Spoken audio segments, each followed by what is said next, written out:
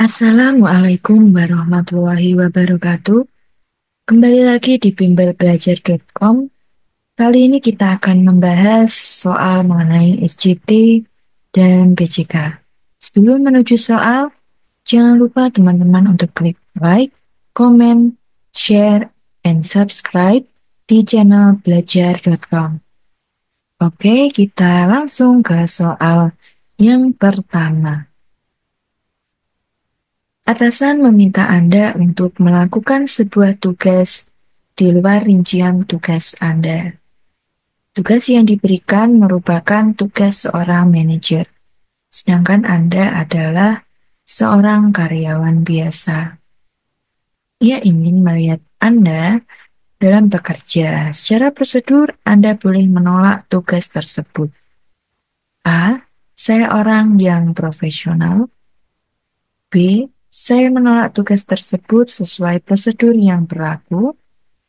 C. Saya mengerjakan tugas tersebut setelah tugas utama selesai. D. Saya mengerjakan tugas yang diminta atasan.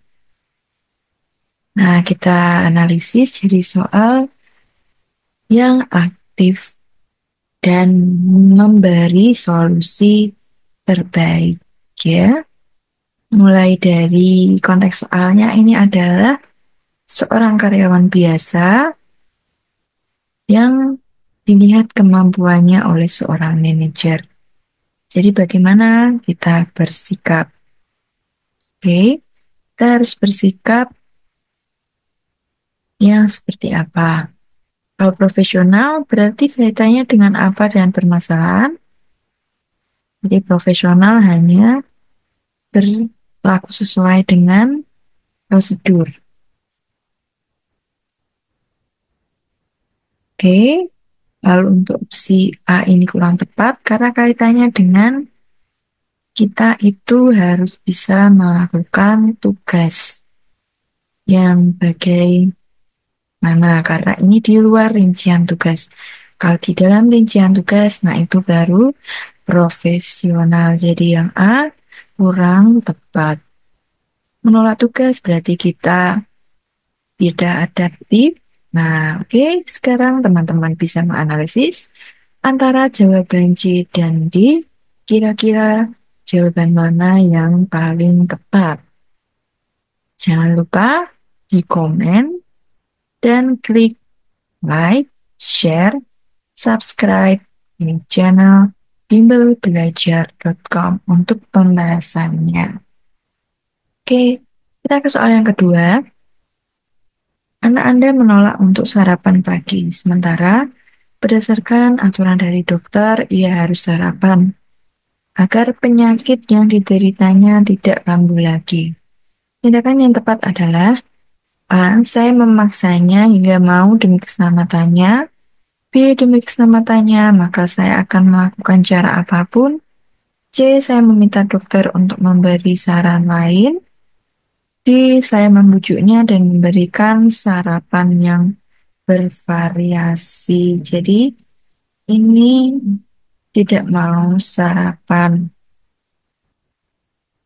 Oke, jadi kita sebagai orang tua harus melakukan tindakan seperti apa?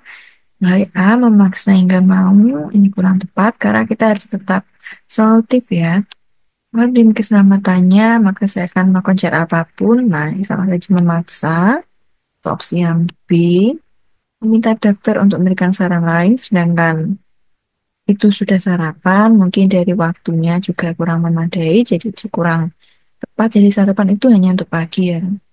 Jangan untuk ke dokter, mungkin butuh perjalanan, waktu, dan sebagainya. Lalu saya membujuknya dan memberi sarapan yang bervariasi. Ini jawaban yang tepat, jadi anak senang ya, mungkin makanan kesukaannya yang mungkin tidak dilarang oleh dokter sesuai dengan keinginan anak tersebut. Selanjutnya soal yang ketiga, rekan kerja Anda mengaku sedang kesulitan. Ia tidak menceritakan masalah yang sedang menimpanya secara jelas. Ia memelas ingin meminta pinjaman uang dari Anda. Sebab kasihan Anda memberikan tabungan Anda. Ia berjanji untuk mengembalikannya setelah gajian. Kan tetapi setelah 2 bulan berlalu tidak juga ada pengembalian. Saat Anda bertanya pada rekan kerja lain, ternyata mereka juga terkena tipu daya yang sama. A. Saya bergabung bersama rekan kerja untuk menagih hutang. B. Saya meminta atasan untuk memotong gajinya untuk membayar hutang. C. Saya melaporkan tindakan penipuan pada pihak berwajib. D. Orang baik memang terkena tipu daya.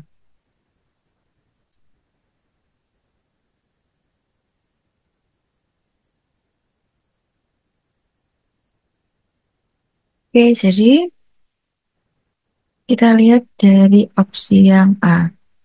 Saya bergabung bersama rekan kerja, ini jawabannya tepat. Jadi setelah bergabung nanti ada tahap selanjutnya ya teman-teman.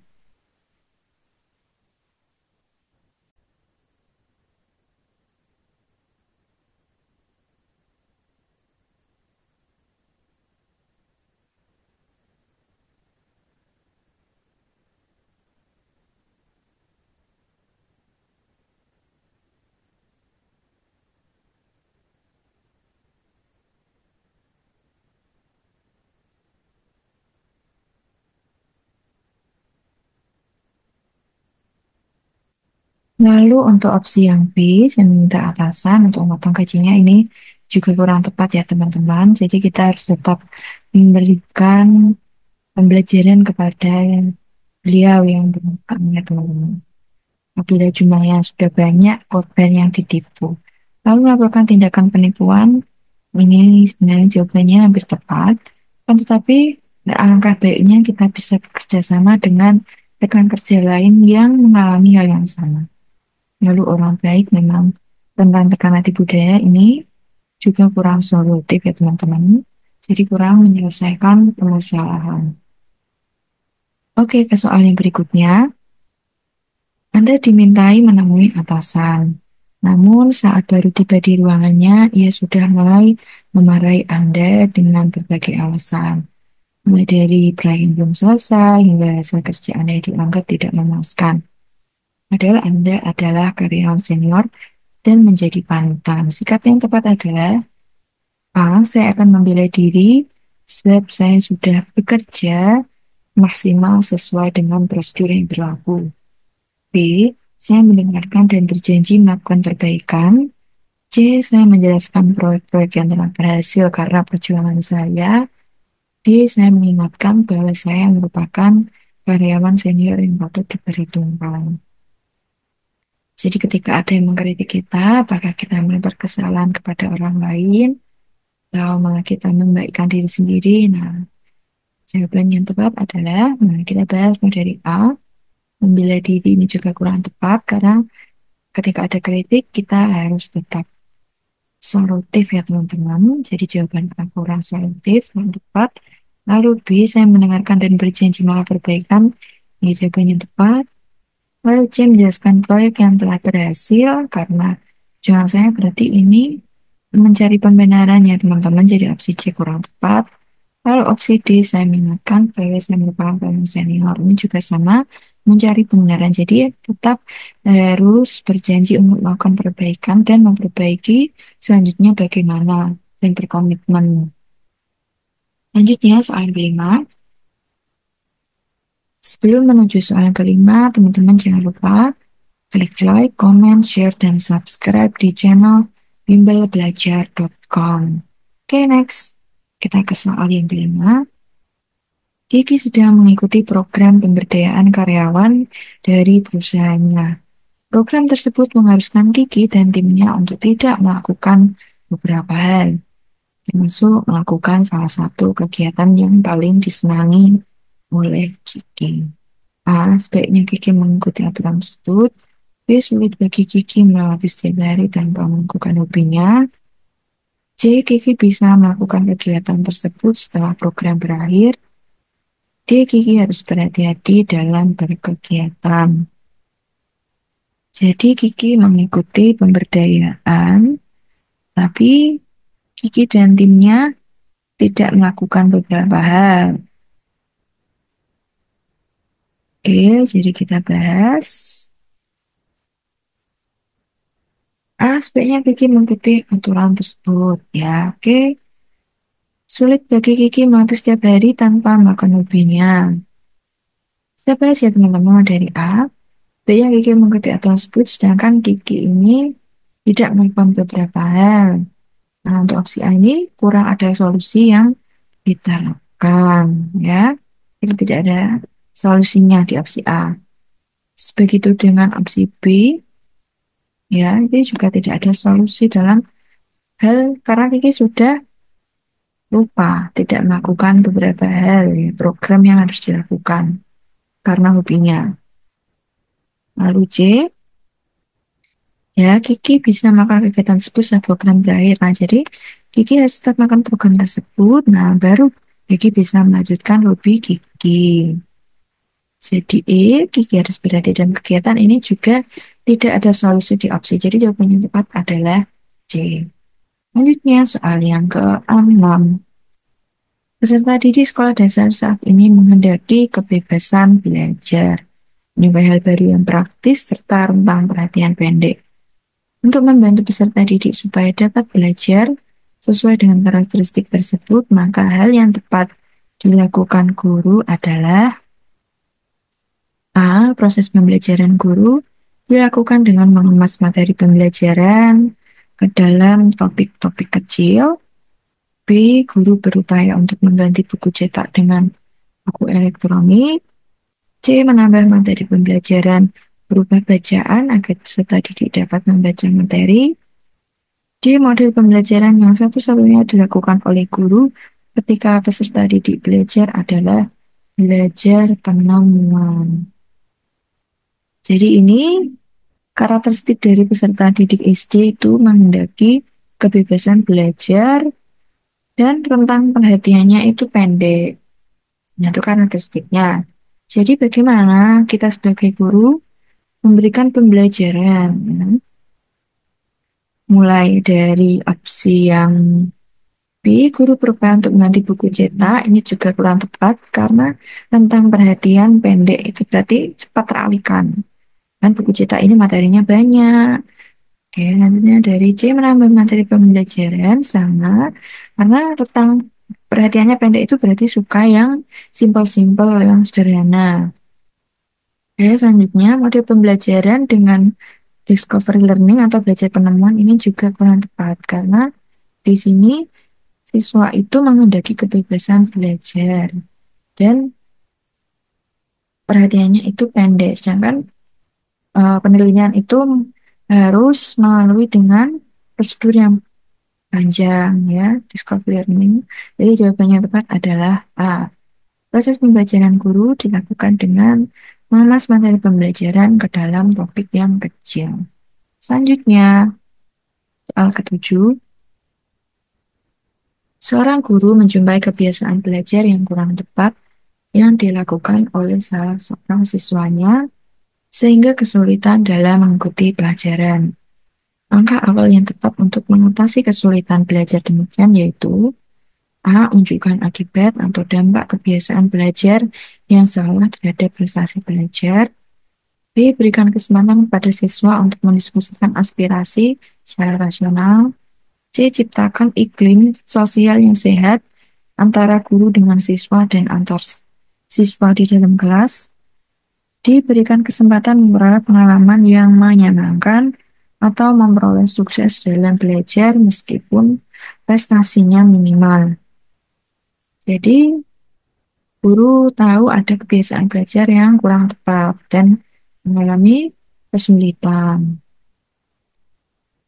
Kita lihat mulai dari A, akibat atau dampak kebiasaan belajar terhadap prestasi belajar. Jadi kita itu sebagai guru harus membangun kesadaran siswa terlebih dahulu untuk mengikuti sesuatu, misalnya kedisiplinan, itu pentingnya apa, berdasarkan eh, pengalaman atau berdasarkan dari kebiasaan yang ada di sehari-hari. Jadi jawabannya A kurang tepat. Lalu untuk B, mendiskusikan aspirasinya secara rasional. Nah, ini untuk yang B, ini kita berdiskusi dengan siswa lalu hasilnya bagaimana? belum ditunjukkan secara intensif di opsi yang B. Ya, berkaitan dengan prestasi belajarnya bagaimana ke depannya. Di opsi B kurang ada. Lalu menciptakan iklim sosial yang sehat. Nah, ini berarti kita membangun semuanya. Tapi kita kalau ingin membentuknya dalam hal ini dalam pelajaran, jadi harus memberikan kesadaran terlebih dahulu. Sedangkan di C ini kita menciptakan. Sedangkan pentingnya mengikuti pelajaran atau mengatasi pembelajaran seperti apa tidak ada di opsi C. Jadi jawaban C kurang tepat. Lalu jawaban yang D memberikan kesempatan memperoleh pengalaman yang menyenangkan atau memperoleh sukses dalam belajar meskipun prestasinya memang jawaban yang tepat karena di sini ada sukses dalam belajar itu seperti apa, pengalamannya seperti apa. Jadi siswa diajak berefleksi berdasarkan pengalaman yang ada. Selanjutnya soal yang ke-8. Seorang siswa bercerita kepada gurunya kalau dia merasa tertipu oleh temannya yang akan membantu dia dalam belajar matematika dalam menghadapi ujian semester. Namun pada hari yang sudah disepakati, ternyata temannya tersebut tidak dapat datang karena ada urusan mendadak. Siswa tersebut merasa kecewa sehingga pada saat ujian tidak bisa mengerjakan dan nilainya menjadi jelek. Jika seandainya Anda mendengar cerita tersebut, apa yang Anda lakukan? Memberitahukan pada salah satu pihak bahwa temannya tidak membantu karena perihal yang penting, terlebih untuk belajar adalah tanggung jawab diri masing-masing. B. Memanggil keduanya serta memberikan nasihat agar keduanya bersahabat dan saling membantu. C. Memberitahukan pada salah satu pihak bahwa karena tidak jadi membantu temannya mendapat nilai yang jelek serta maunya meminta maaf. Opsi yang D. Memfasilitasi pertemuan pada salah satu pihak bahwa karena tidak jadi membantu temannya tersebut menjadi nilai jelek serta mendorongnya untuk meminta maaf. Jadi ini konteksnya membantu teman saat UTS atau ujian. Jadi hal tersebut tidak tepat ya teman-teman. Jadi bekerja sama di saat ujian antara teman satu dengan yang lainnya itu tidak bisa ya, walaupun jadi kita harus tetap memberi pengertian tentang tanggung jawab belajar. Jadi dari setiap opsi yang menerangkan hal tersebut adalah opsi yang A, memberitahukan pada salah satu pihak bahwa temannya tidak membantu karena perihal yang penting. Terlebih untuk urusan belajar adalah tanggung jawab diri masing-masing. Jadi jawaban yang tepat adalah A, karena ini adalah ujian tengah semester, jadi tidak diperkenankan untuk bekerja sama. Gitu teman-teman. Soal selanjutnya yang nomor 9. Sebagai seorang ketua kelompok kerja guru, ketika membagi tugas kelompok, saya akan pilih yang jawaban A. Membagi tugas berdasarkan pengalaman yang dimiliki teman-teman. B. Membagi tugas dengan sama rata untuk semua teman. C. Mengerjakan tugas yang sulit terlebih dahulu bersama-sama, baru membagi kelompok sesuai dengan strategi saya sebagai ketua agar pekerjaan selesai. D. Membagi tugas dengan memperhatikan minat dan kompetensi setiap anggota sehingga dapat melaksanakan tugas dengan baik. Ya, ketika ada tugas kelompok, kita harus bagaimana? Sebagai ketuanya, mulai dari opsi A, membagi tugas berdasarkan pengalaman. Nah, ini pengalaman itu bisa saja tidak sesuai ya teman-teman. Karena apa kita harus sesuai dengan tupoksinya, dengan kompetensinya ya. Jadi pengalaman kurang tepat. Sama rata untuk semua teman. Sedangkan mungkin teman memiliki kemampuan yang berbeda-beda. Jadi B kurang tepat. Mengerjakan tugas yang sulit bersama-sama. Ini juga kurang tepat. Jadi harus tetap merata. Tapi sesuai dengan minat dan kompetensi setiap anggota. Jawaban yang tepat adalah D. Soal terakhir, para siswa berasal dari berbagai latar belakang yang berbeda, menjaga budaya, nilai-nilai, tingkat ekonomi, maupun tingkat pendidikan orang tua. Dari berbagai perbedaan itu, sikap guru sebaiknya A. Mengelompokkan siswa sesuai dengan kondisi serta latar belakang yang sama. B. Menampilkan sikap yang wajar terhadap perbedaan-perbedaan, pemikiran sikap, dan perilaku anak didiknya. C. Mengurangi perbedaan itu dan mengutamakan keseragaman. D. Peka terhadap perbedaan dan berperan menemukan sikap saling menghargai antara siswa satu dengan lainnya. Jadi, siswa memiliki latar belakang yang berbeda-beda. Sikap kita harus tetap mulai dari A. Mengelompokkan sesuai latar belakang yang sama. Ini juga kurang tepat ya, harus tetap semuanya sama, harus berteman dengan siapa saja. Lalu yang B, menampilkan sikap yang wajar terhadap perbedaan. Nah, ini sikap yang wajar seperti apa ya teman-teman? Jadi ini kurang tepat. Jadi ini belum ada solusinya terhadap soal. Lalu yang C, mengurangi perbedaan itu dan mengutamakan keseragaman. Nah, ini sama, belum ada solusinya. Ya, kita beragam. Jadi, bagaimana kita bersikap? Itu untuk yang C, belum ada solusinya. Opsi yang tepat adalah D, peka terhadap perbedaan dan berperan menumbuhkan sikap saling menghargai antara siswa satu dengan lainnya. Jadi opsi D ini lengkap, mulai ada peka dan berperan. Jadi itu lengkap, ada solusinya. Opsi yang tepat adalah D. Oke teman-teman, sekarang sudah di soal yang terakhir. Jangan lupa teman-teman untuk like, share, komen, dan subscribe di channel kami. Karena keberlanjutan channel kami bergantung dari teman-teman semua. Terima kasih.